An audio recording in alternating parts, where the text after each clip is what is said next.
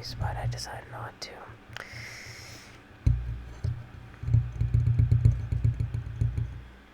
So today we're going to be talking about ego and the shadow, and specifically the ego boundary. So, if you're interested in psychology or societal norms or overcoming societal norms especially, or any of the future concepts we're going to get into about overcoming a lot of the trends we see in pop culture, I suggest you stick around because you're going to want to have a fundamental basis of understanding this concept for future videos or future things that we will discuss here on this channel. So get snuggly and let's blast off here. So start by talking about what essentially the ego and shadow is. Typically we all have a version of ourselves that we show to other people, and one which is more deep within us, that is something that we might not even see very often when we're just alone by ourselves, but it's there whether we know it or not. But typically you also act different in every situation. For example, you're different when you're around your, let's say, like people at your school, or your teachers, or colleagues, or whatever, than you are when you're at home, or you're with your friends, or you're around a different crowd of people, or maybe even just by yourself, you act different. And the overarching concept of this is that we all categorize different parts of ourselves in different situations, and maybe I'll draw a little diagram of the principal concept which I'm referring to here, which is known as fragmented consciousness. So you can almost think of it like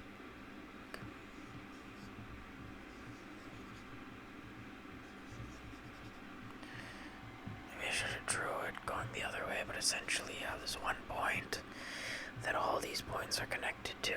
They all stem from the same place, but they branch out.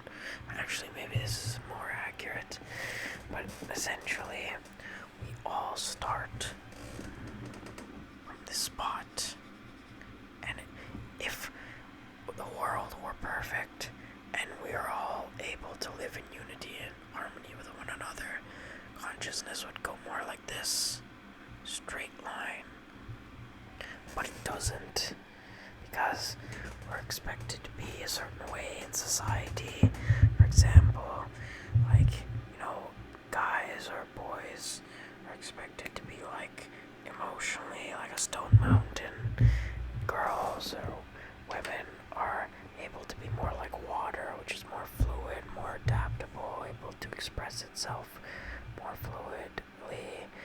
And if you don't align with either of those aspects, then you're not living up to your societal expectations or whatever. That's just like a representation of what I'm elaborating on here. Not necessarily to say that that's like a concrete analogy, but it's just something to explain essentially what I'm talking about here. So something akin to that, right? You're expected to be a certain way in society. You're expected to act a certain way. The concept we're talking about here, when we're talking about fluffy mic stuff, is getting caught in my lips. But essentially, we're talking about the process of defragmenting consciousness, which is almost that line of self, now merging these two aspects back into one and becoming this from this. So, ego associated with what am I doing here without my marker? Ego associated typically with the outer world. Shadow represented typically with the internal world. And the overarching concept with this stuff is that these two are essentially the same thing. They're both part of the same whole, but they represent two ends of the spectrum. One spectrum, or one end of the spectrum, is the part which society and everyone else sees, and then the other part is the part in which yourself or no one else sees, or maybe one person that you have a very deep and very close and sensual relationship with, like your partner, right? So, and maybe even they don't see all the aspects of that, but anyway, I digress. Excuse me. I digress and say that generally this is something that only you or the person that you're very close with will ever see. And even you might not be able to fully understand your shadow all the time, but nonetheless it is there. So action and thought. What do I mean by this? Action and thought is actually something that has not really been alluded on too much in terms of this concept, but they are very interlinked. And considering that this is almost this is like a mental state here, and action represents what is taken, thought represents the subconscious desires that lie below the surface, right? And sometimes it's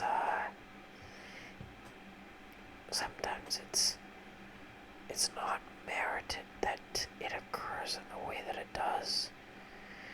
But the thing is that we are trained by society not to operate from instinct or from our intuition, but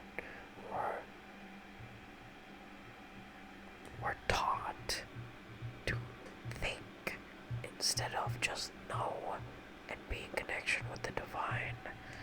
We're taught to, think and contemplate things to the point where that's actually not very efficient. I always say that thought is just something that human beings came up with for fun. It's not something that's actually required to maneuver the way you should if you desire to actually connect with one thing. So what I mean by that is when you take action, let's say I want to get up and get some water, then that's an action I can take. It's direct point A to point B, right? Get up, get water, come back, sit down, whatever. Thought will be, okay, well, how long is that going to take? Should I do that later? Should I put on socks before I go and do that? All these different things, right? But essentially, this side is not very relevant if your action is decisive enough to connect with the thing in the way that you want it. Meaning that if your action is direct in the sense where it's connected with all those aspects of the plan, thought is not required for that. So this barrier of the self between the ego and shadow kind of disappears because your actions and your thoughts are in alignment. So you don't have thought. You don't have thought that is separate from what you feel that you should do, or that you feel like is an interruption or something like that. Your only thoughts that will occur is the thing that precedes your movement, and it's almost what is known as precognitive activity at that point, where you're seeing something before it happens. Precognition, seeing something in the future. And usually the reason why that comes is because your body is able to sense the energy ahead of that thing already occurring. So this is gonna get a little bit deep, but we are talking about the depths of the consciousness here. But essentially what I'm saying is that your body already knows how to maneuver and how to accomplish the task the way you feel it should be accomplished. The only reason you have thoughts is because you're out of alignment with that.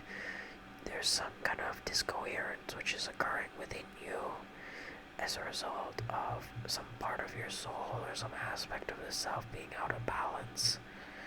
That you then get this aspect of discoherent thoughts where it's thinking of like all these different plans. Plan A, B, C, D, E, F, G. You only need plan A, right? Which like you shouldn't even have to think of because it should already be present now in the present moment, which is the essence of action. So when thought and action here. I'll also tap on the tea mug in a bit. Continue the relaxation.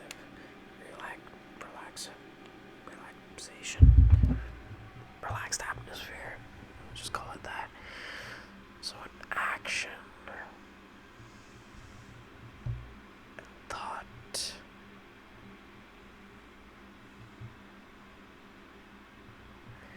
Become one. They become something that is unified or conjoined together.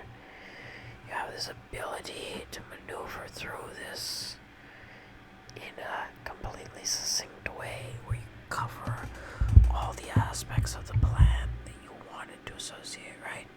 So when I get up to go get my water, perhaps my body's going to know that it needs to put on the socks before I even have to think about it. It's just something that is instinctively known because the body and the mind are then operating as one thing instead of two separate things. So, essentially that is what is going on to a degree. Visible and invisible. I should also say physical and intangible as the aspects that are associated with that. Visible being that, you're out in the external world, you're walking around, you're in your physical body, people see you, and they base what they define as you off that interpretation, but it's not really fully you, because they're seeing one aspect of you. They're seeing the you that is you in the external world, in that specific setting, under those specific circumstances, and they're not seeing the you that is now at home by himself, or in a different setting, or they're not seeing the you even beyond all that, which is the unconscious you, which is built upon by these subconscious imprints, right? So, we're really talking about a very deep concept here when we get into ego and shadow, and I'm not going to overdo it here with all this stuff, but again, finding the balance of self with all these aspects is really the key in what we're talking about here. We could go to the diagram over here on the other side of the iceberg. Yes, that's supposed to be an iceberg. Again, I'm no artist, guys. So, we got the iceberg. You can't see, cannot see. And you got water here. So this is the part that is the shadow. You can't see. This is the part above the water, which you can't see. And I just wanted to say, too, it's interesting that when we talk about sea it's spelled here, but we think about water and it's spelled C as in S-E-A, or really, don't think words like that are made that way by accident or coincidence. I think that they're meant to overlap in a sense where when we're talking about water being still, you can see, and when, vast ocean, which we call a sea, this is, it's, what am I trying to say here? Essentially, when the reflection is clear in the water, you can see in the sea. When the reflection is not clear in the water, then you cannot see in the sea. But essentially, that's the concept I'm talking about here. Being able to see in the sea. So, oops.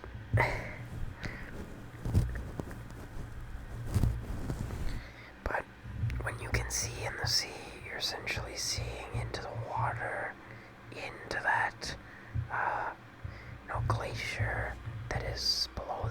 surface, or that object that is below the surface. You're able to see it in its entirety, because you're not just seeing the one aspect that is on the surface. You're seeing below to the deepest aspects of that thing. So then by doing that, you're able to get a full picture of what you're talking about. If you're talking about something that is based on just the image that you see on the surface level, you're not really experiencing that thing for itself. You're experiencing one side or one perspective of that thing. So that's really what we're talking about here when we talk about the concept of ego and shadow. So I hope you have enjoyed this video. I just wanted to cover the kind of basics today about this before we get into deeper subjects of how it impacts us in society and in pop culture and in specific trends we are seeing online. But this has been the Sword of Mercury, brought to you by the Prince of Mercury. I ask you if you will help support the channel by subscribe, and leaving a comment on the video, because it does help support the channel. So we will be back soon talking about some of those concepts which I just mentioned. Again, this has been the Sword of Mercury, brought to you by the Prince of Mercury. Encourage you to like, subscribe, and check out my channel Moonstruck. On my other channel, which involves longer form content covering a lot of these concepts. It's not an ASMR, but check it out and let me know if you like it or if it's helpful in any way. Again, we just seek to explore philosophy for the purposes of self-expression and personal development. Once again, I encourage you to like, subscribe, and thanks for watching right here on the Sword of Mercury, brought to you by the Prince of Mercury. I'll see you next time. Good night.